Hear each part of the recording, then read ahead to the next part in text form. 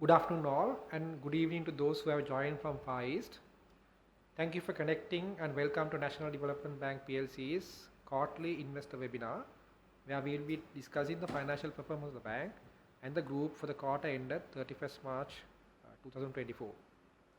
Today's webinar will follow the same format like our previous webinars. Callum, our CEO, will start and take you through a prepared presentation. At the end of this, we will commence the Q&A session. The senior management team present here will be accessible to you during the Q&A session. Participants can raise questions using the chat option and they will be taken up by the panel.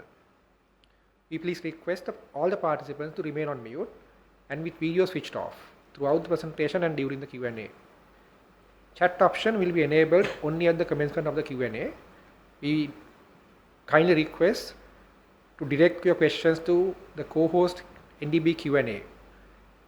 Thank you again for your participation, and I now hand over to Callum to take the presentation forward. Thank you.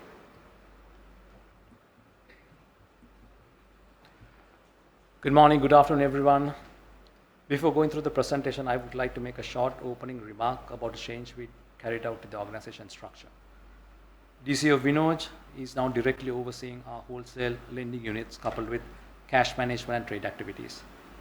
We felt this change is necessary to drive efficiencies across the entire value chain and look at client profitability more holistically.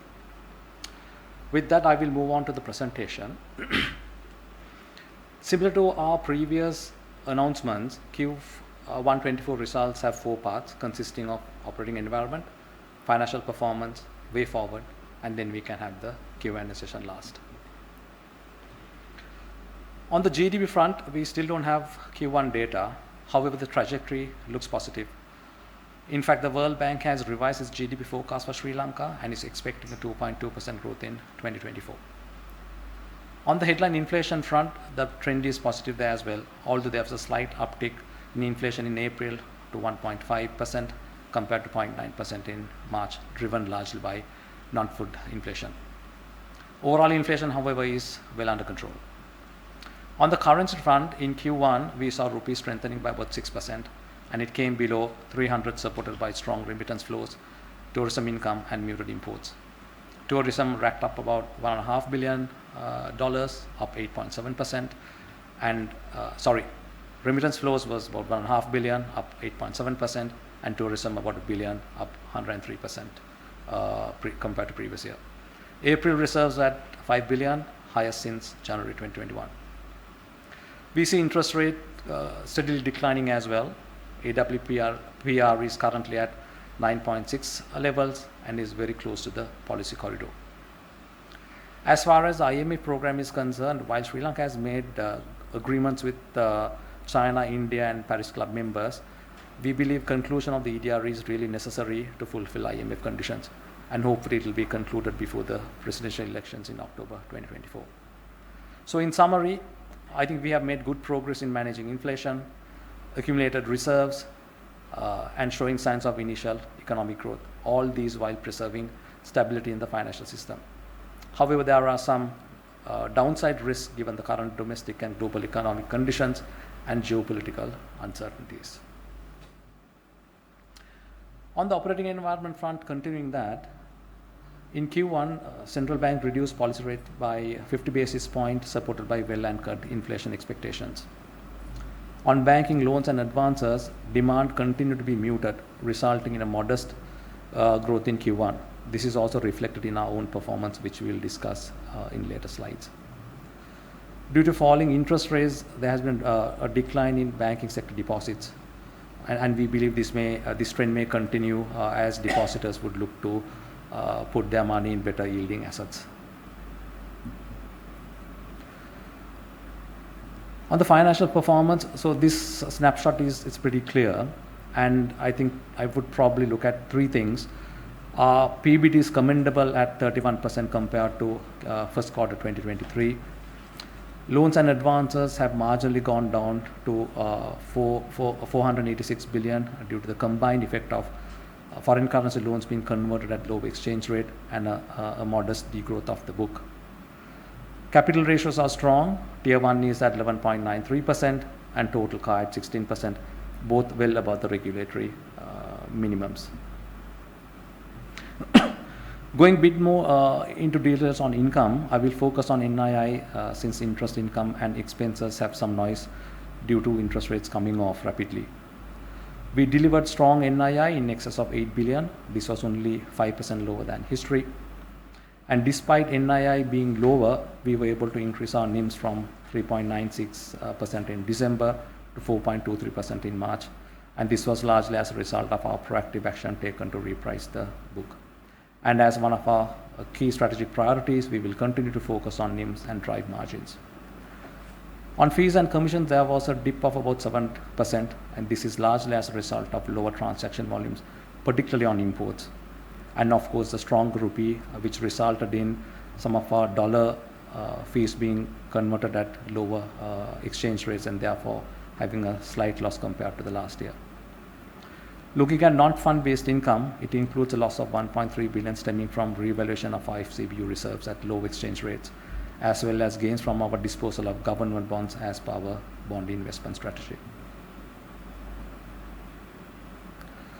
Coming to impairments, couple of points to highlight here. Continuing on our prudent impairment policy, we took on an additional 4.3 billion rupees this year. It's actually 9.4% lower compared to the previous year. As a result of the additional impairment, we were able to increase our impairment cover from 44.74%, about 360 basis points compared to Q4 2023. Coming to ISB holdings, we are holding ISB provisions in line with what CBSL has wanted the banks to hold. The cover is slightly in excess of 50% and is held in dollars to prevent any downside risk due to currency fluctuations. Looking at the impairment trajectory, from Q2 onwards, we expect impairments to remain muted, supported by our strong recovery efforts. Looking at our expenses, compared to history, first quarter staff cost was elevated due to salary increases. On other expenses, the increase was largely due to the rise in energy and software and maintenance expenses. However, despite these increases, we continue to maintain a strong cost discipline, and in fact, some of our costs beyond a particular threshold is governed by a board subcommittee for driving better discipline.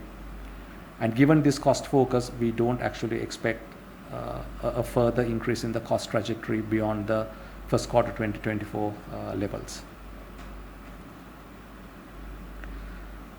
On profitability and taxes, as shown in the slide, we actually had a strong quarter, and our PBT was 1.8 billion, 31% higher than history. However, due to the high effective tax rate that is arising from financial VAT and employee emoluments being excluded from that, our bank level tax saw a twofold increase, resulting in 11% reduction in profits for the quarter and settling at 720 million. With regard to the effective tax rate, we expect it to taper off on the go forward. At group level, our PBT was 37% higher, but similar to the previous comment that I made, the increase was negated by higher tax rates, and the final amount actually ended up similar to Q1 2023 level. Looking at the balance sheet, total assets reported a reduction largely stemming from the reduction of the investment portfolio. And when you look at the loans and the deposit book, that is well explained in the waterfall chart, most of the reductions actually coming as a result of the FX issue. We also retired part of our borrowings, and it now stands at about 56 billion rupees. In summary, while the operating environment is challenging, we are focusing on building a good loan pipeline in certain asset classes and are confident that we will be able to grow the balance sheet from here on. On the investor ratios here, again, it's quite self-explanatory, so I will pick up on two data points. Firstly, looking at the stock price, since March 2024, NDB stock price has picked up, and as of close of business yesterday, it settled at 78 rupees. Coming to ROE, it's important to note that this ratio has been calculated by annualizing first quarter PAT. However, for modeling of PAT, for the rest of the year, 1Q actually will not give the right benchmark. As I said earlier, the impairments for the rest of the year is expected to be muted. Coupled with our strong cost discipline and gradual tapering off of the effective tax rate, we expect our ROE to improve as we go forward. On capital and liquidity, again, we are on a very strong footing. Both Tier 1 and total capital are well above the regulatory limits by a significant margin. With regard to capital augmentation plans, the board has already approved a 10 billion debenture issuance, and we will enter the market at the most opportune time to take advantage of low rates, and then we can build up capital buffers to support our loan growth. Similar to strong capital ratios, both LCR and NSFR remain at healthy levels, underpinned by our strong liquidity position. So in summing up, just to give some context to the way forward, the leadership team and I remain fully committed to the agreed strategic priorities, namely broad basing our deposits to improve cost of funds, drive transaction banking to increase fee revenue, and enhance our asset quality proactively to reduce stage 3 ratios and improve good quality assets in stage 1. We are also looking to enhance our digital capabilities to improve process efficiencies and customer convenience. Needless to say that the current low interest rate environment and the lack of demand for new credit makes the task at hand a challenging one. But with the support of my leadership team and the dedicated staff at NDB, I'm confident we will be able to deliver sustainable bottom line growth and a stable return to our valuable shareholders. Thank you, and with that, we can now move on to the Q&A session. All right, thank you for the questions. I'll pick that from our Q&A portal. So there's a question on post-reporting date, how has the performance been? So if the question is with regard to how our performance has been in May, that is largely positive, but obviously I'm not in a position to give the details. But with the strategies that we have in place, the 3 strategic priorities that I discussed previously, we are hopeful that in our second quarter, the numbers would be much more positive. So when those numbers are available, we'll be able to make that announcement to the market. So there's another question on what were the proactive strategies the bank used to improve your NIMs despite the declining interest rate environment. So we have been able to do this largely by repricing our deposit book. We continue to do that, and similarly we are also looking at assets that are giving us the right margin. That is part and parcel of our asset growth, and both combined have given us the positive NIMs.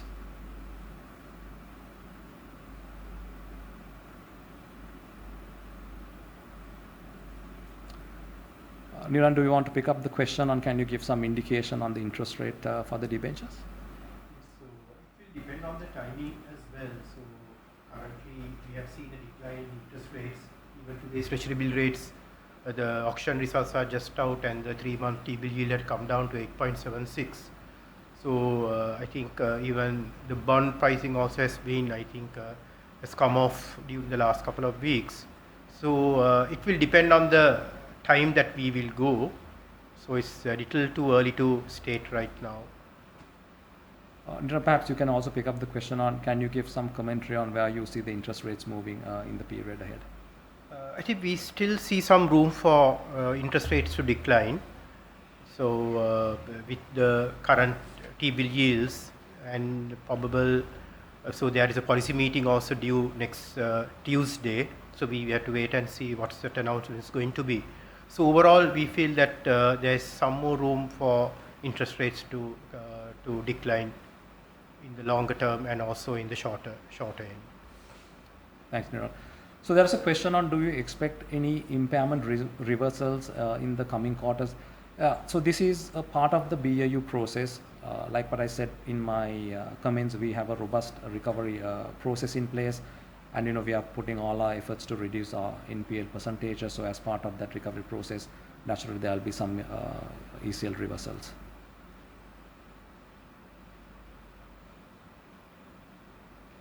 So there's a question that has come through, and this is with regard to given that Mr. Yeshana Silva tendered his resignation effective 30th June 2022 prior to receiving the CBSL letter, and that CBSL has requested us to notify the public of the deemed vacation of office as per their letter dated April 17th. We are obviously curious and would like to discuss the following. So there are three parts to the question. Scale of non-performing loans. Could you please provide details in the scale of the transaction and the nature associated with the non-compliance?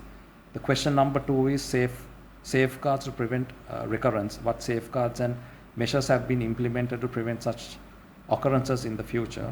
And the third question is board succession planning. How is the board planning to handle succession in light of this development? So I'll take the first question with regard to the scale of the non-performing loan. So this facility was never a non-performing facility. It was a performing facility. That's point number 1. Safeguards to prevent reoccurrence of this. So the board and the board secretary keeps directors apprised of the need to make disclosures, and this message is reiterated periodically, and I think we can draw comfort from that. With regard to board succession planning, this is something that board is very diligently looking at, and necessary succession plans are in place. With regard to this particular incident of Mr. Asiana De Silva vacating, it actually took place in June 22, and since then there's a new chairman that has been appointed, that is Mr. Shreyan Kure. So there's a question with regard to what is the loan proportion among SMEs, corporates and retail. So this is fairly equally spread, slightly weighted more towards corporate and retail, and slightly a lower amount for the SMEs. There's also a question on if ISB hits are to be taken at 30%, would there be a write back to the bank? And if so, any indication on this? So there are this is actually has several parts to it. So as I said, in our ECL projections, we have covered ECLs slightly more than 50% based on central bank guidance. So whether there is a 30% haircut and the ECL reversals would also depend on the duration of the new instruments and how that how those would be valued on day one and what the day one impact might be. I don't know, Niran, whether you or Hasida want to add anything to what I said. Not really, Calabai. I think because it will depend on the, as you said, on the duration, where there would be a day one impact, and also the what sort of ECL that we need to take overall. So with regard to, there's a question is what is the expected loan growth for 2024 and what are the loan products that will deliver the expected loan growth? So I'm not in a position to give an absolute percentage, but what I can say is we are putting a lot of effort to building a strong asset pipeline, and we have obviously targeted certain sectors to do that, and that is the case for both retail and wholesale. Of course, as you would appreciate, the market is challenging. There isn't a lot of credit out there, but we will make every effort to garner some market share.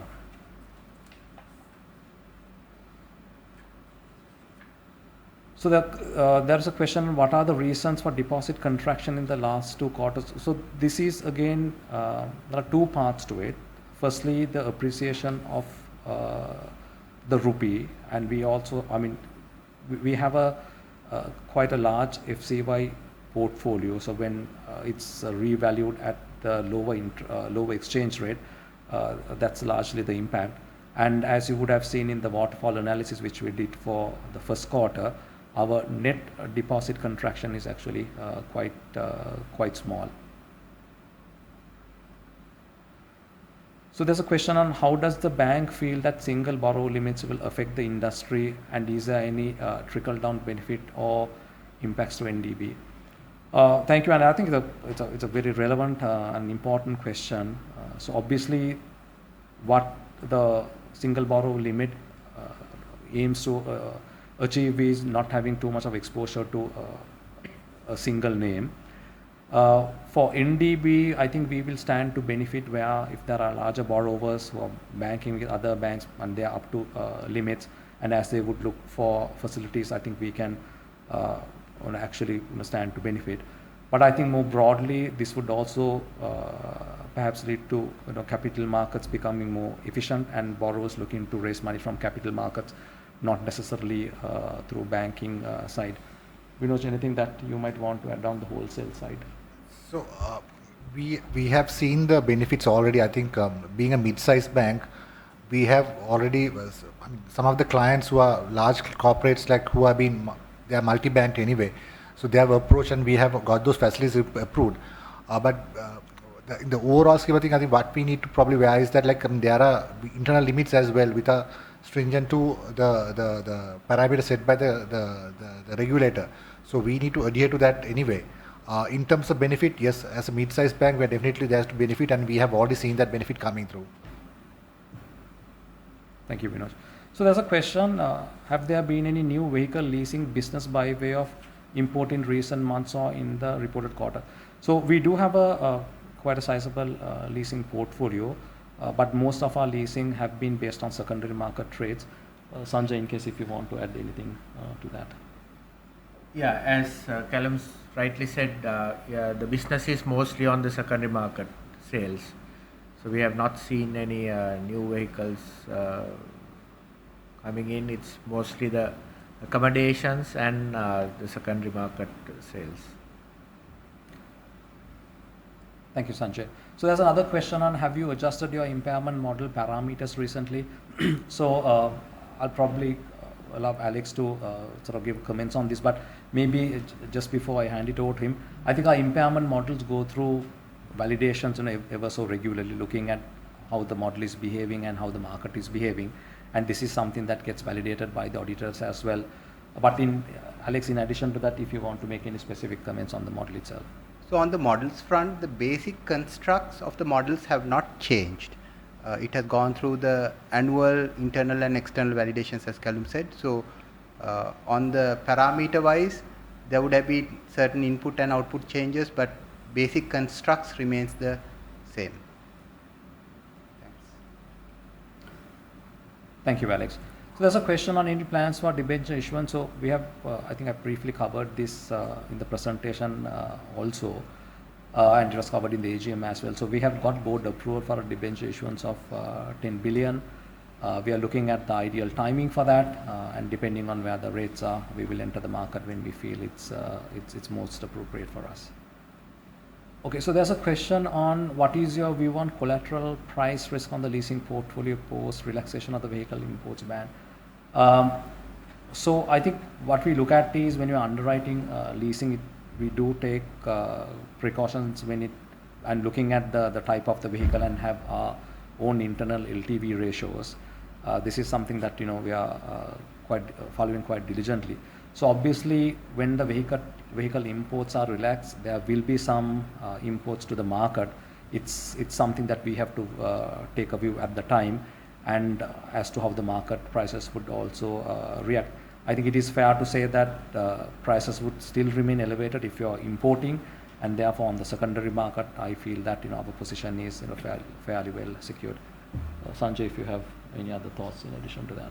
Yes, I think we addressed that through the LTV and mostly the quality of the customer. So I think with that we are quite comfortable even if the imports start coming. The question, will the larger banks offer joint facilities with mid or small size banks for clients who exceeds 25%? Is this a possible trend? Okay, so I'm not quite following the question, but if this is in relation to the single borrower limits and whether banks can offer facilities jointly, the single borrower limit would still be applicable for that particular bank, and that will be 25%. So even if two banks were to join together and lend, they will still have to be guided by their 25% cap. So that I don't think it would actually make a material change. But in any case, even when you lend facilities now, we do syndicates as a result of either because of the risk appetite or because of the single borrow limit constraint. So that's not going to be a huge change to that. So there's a question on what are your views on the impact of the Parate suspension. I think this was a question last time as well, and this gets heavily debated and discussed in all the forums. So the suspension is, for all intents and purposes, temporary. That is what we read from the decision, and we hope post December this will be brought back to what it was previously. I think it is also important to acknowledge that we don't use Parate as the first course of exit. And this is something that we do as the last resort. Prior to that, we engage with customers. We do whatever that we can to restructure facilities and give them an appropriate restructuring plan. Of course, having Parate makes it easier for us to sometimes bring the customers to the negotiating table, and therefore we hope that post December, when the suspension would be lifted, and we can go back to our normal course of business and make use of the legal framework as to what it was before. There's a question with regard to lifting of the vehicle imports restriction. How do we expect your leasing portfolio to grow? Sanjay, maybe you can give a comment perhaps on that. Definitely there will be opportunity to grow the portfolio. When imports come, there will be opportunity to lend for new vehicles, as well as the secondary market also will improve when the existing vehicles are to be sold. So there's definitely going to be opportunity. Thank you, Sanjay. So there's another question on which sectors do you focus for loan growth? So that is again, I think almost equally split between retail and wholesale. So if I'm to just take retail, we want to increase a bit more focus on, say, pawning, for example.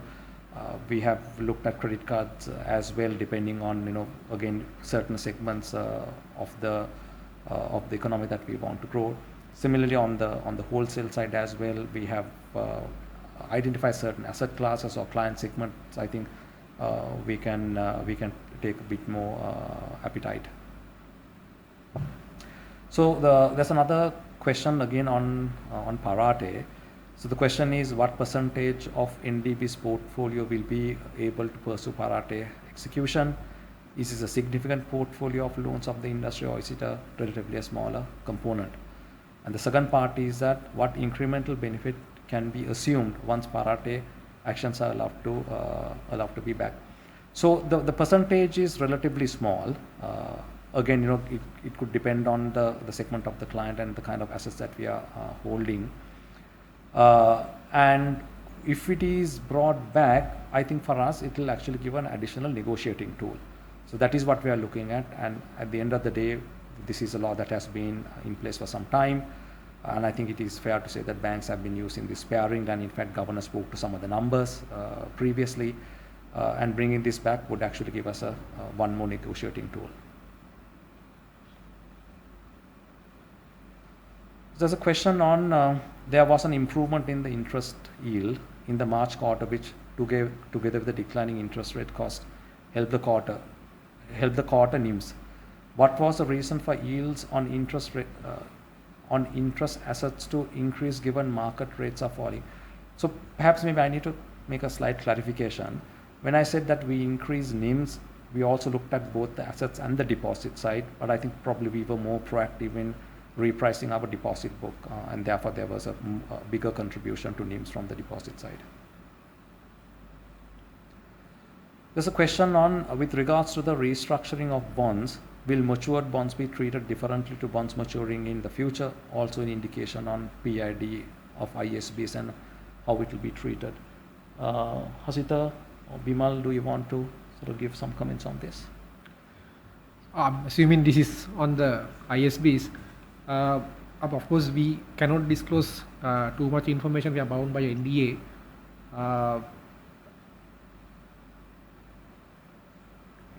So there are different options given. And these options go back and forth from the authorities as well as from the bondholders. And also on the PIDs, so there was a proposal from the ad hoc group, and then there was a counter offer from the authority. So there is this is pretty much still most of it is in the state of flux. We don't want to overestimate or make any assumptions on the final deal structure. We will wait for the further developments and the authorities to respond to the last set of proposals, and then only we would be able to actually make a call on where the final treatment would be. Thank you, Bimal. So there's a follow-up question again. It says, yes, but interest yields improved by about 100 basis points versus other banks which saw a decline. Was this due to a change in the lending mix? Yeah, just to give you a quick answer to that, I think the banks are still benefiting from the some of the high-yielding government securities which are held. So that is likely to give have that advantage in the interest yields. Thank you, Niran. So there's another question on how close do you think we are to the final agreement on the EDR? So there was I think there's an article in the papers today by the State Minister.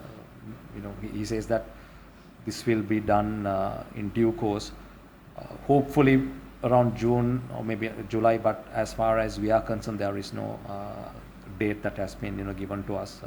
But for all intents and purposes, and I think it's good for the country to move on with the EDR.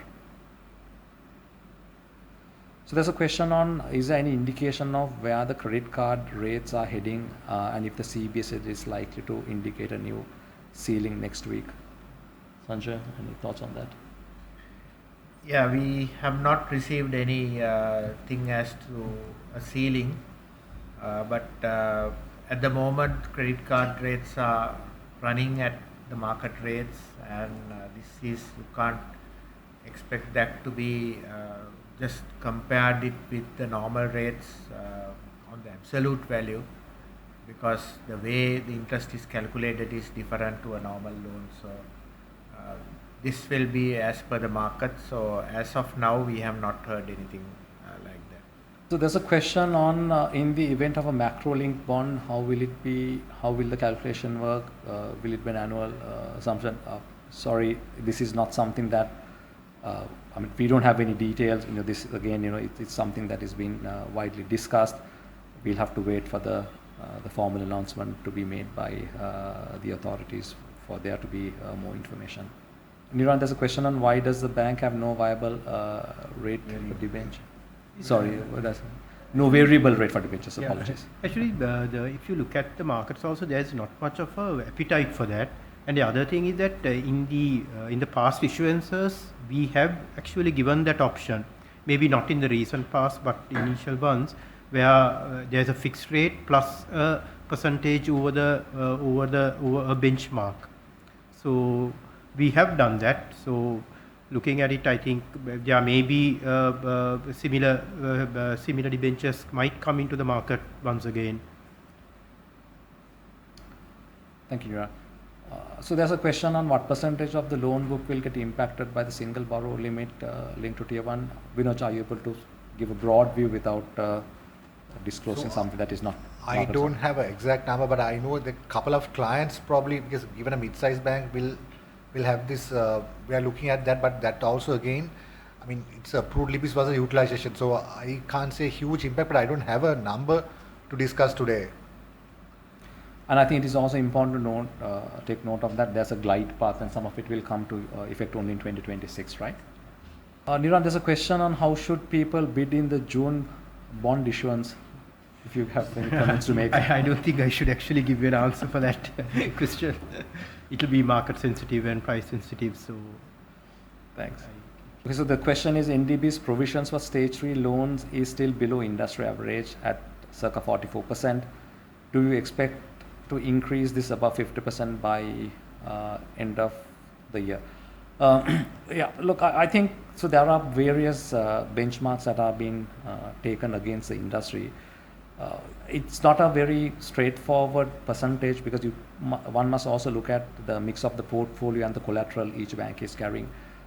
We have looked at our collateral position, and most of our loans are in fact covered by primary mortgages of good collateral, and therefore our provision figures would be in proportion to the downside risk we see in customers.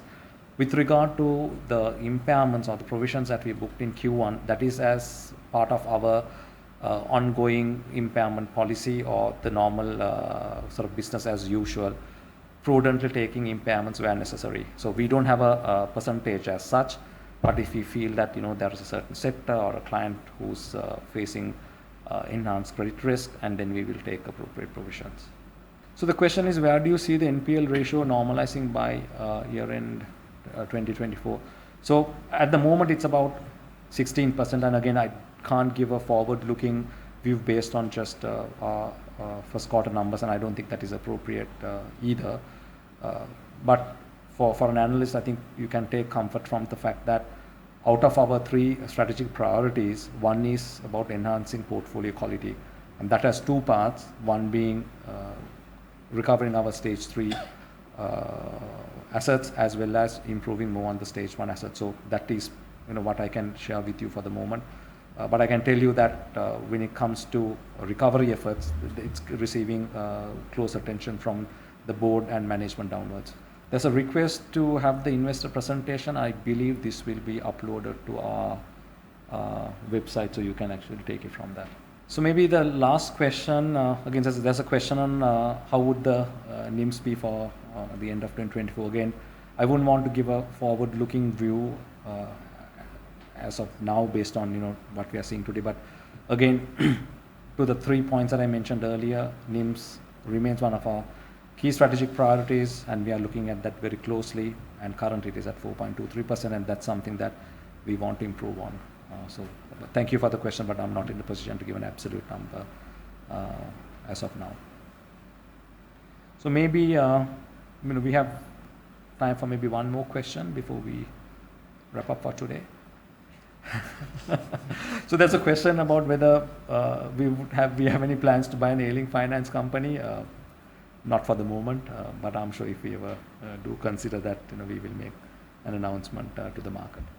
All right, then with that, perhaps we will end today's session. And again, thank you for those who took part in the presentation. Thank you for my leadership team. We will continue to focus on growing our business and improving the franchise value and delivering a strong bottom line performance, as I said in my presentation.